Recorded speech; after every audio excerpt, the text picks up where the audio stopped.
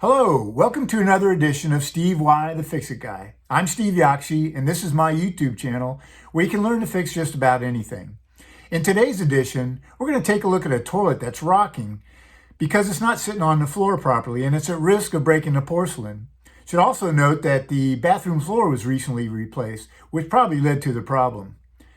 If you find this video helpful, please hammer that like button, and if I've really nailed it, please subscribe, and if you make a comment, I'll be sure to reply. So let's go take a look. This is the toilet we're talking about, and if you look closely, you can see that it's rocking, which means that it's not sitting on the floor, it's sitting on the flange.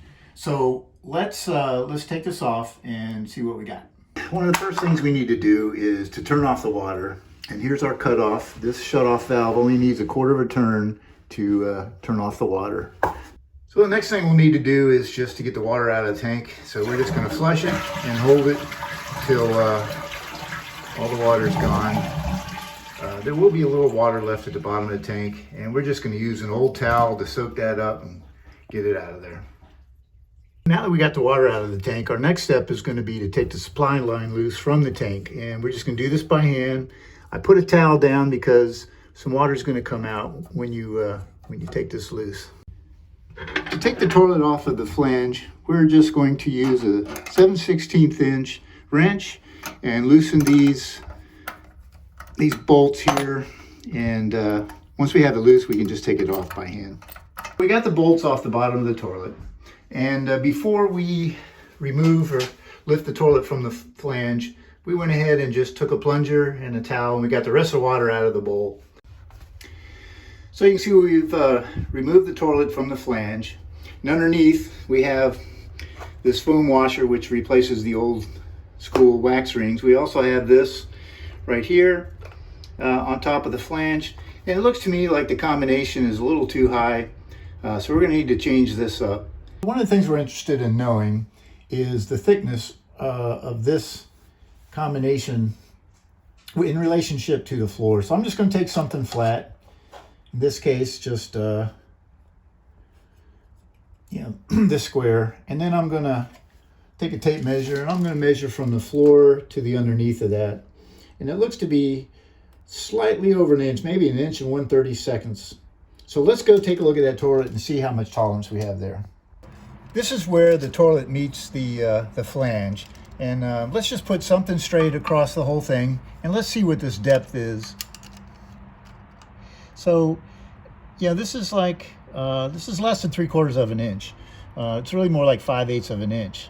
So we've got a lot of gasket that has to be compressed in order to seal. And one problem that you have, when you tighten these bolts down, if you tighten them down too tight, then you risk cracking the porcelain, and we don't want to do that. So let's see what we can do to seal this up with a thinner gasket. One of the other things I noticed looking at this toilet, there's some old residual caulk on here. It's always a good idea to clean that up. It may or may not be contributing to some of our problem, but let's get that cleaned up. We're just going to take a paint scraper and we're just going to get that off of there. Just be gentle because it is porcelain. We looked at a number of solutions. What was in there is made by Corky, and we found that to just be too thick. And we didn't want to compress it down that much and risk cracking that porcelain.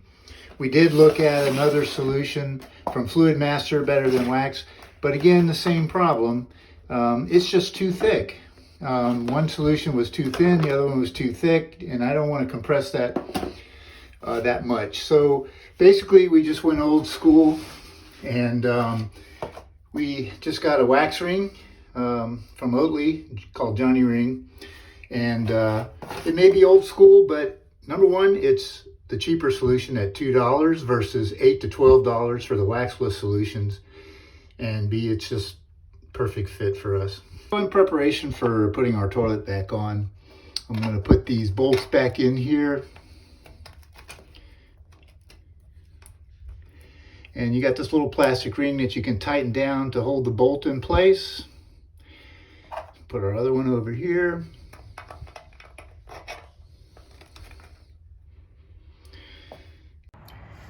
Before we reinstall this toilet, we're just going to make sure this is clean all around here where the toilet meets the flange, because we want a good seal when we put this down. When you reinstall a toilet using a wax ring, of course you can see our bolts have come through, so we hit our bolts. And the other thing is, don't rock the toilet to seal this wax ring, just rotate it. We've tightened down our bolts, and one caution, when you're tightening these things down, just get them snug. They don't need to be super tight. You'll get a good seal, just make them snug, and that way you don't risk cracking the porcelain. So you can see we've got our toilet back in place. We turned on the water, the tank's filled, and you can see here we're not rocking anymore. So this was a good fix. We'll see you at the next edition of Steve Y, the Fix-It Guy.